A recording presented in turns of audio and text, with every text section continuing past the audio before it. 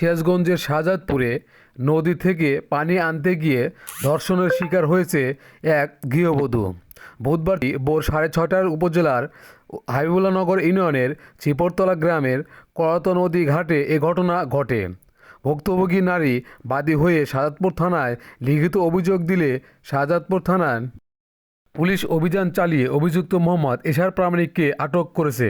অভিযুক্ত মোহাম্মদ এশার প্রামাণিক শ্রীপুরতলা গ্রামের মৃত মমতাজ প্রামাণিকের পুত্র এবং শ্রীপুরতলা খেওয়াঘাটে নৌকার মাঝি। নদীতে পানি আনতে গেছি ওদের জন্য, আর আমি জানি বসে রয়েছে।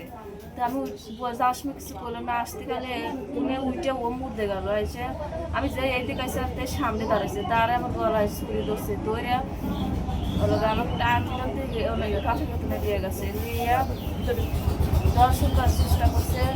আবার মানে ছবি করছে করে ভিডিও করে পাইছে যে কালকে আসা লাগবে, কালকে না আসলে ছবি আমি এই ভিডিও ফেসবুকে ছেড়ে দেবো। শাহজাদপুর থানার ওসি মোহাম্মদ সাইফুল ইসলাম জানান, শ্রীপুরতলা গ্রামের এক গৃহবধূ ভোর 6:30টার নদীতে পানি আনতে গিয়ে ধর্ষণের শিকার হন।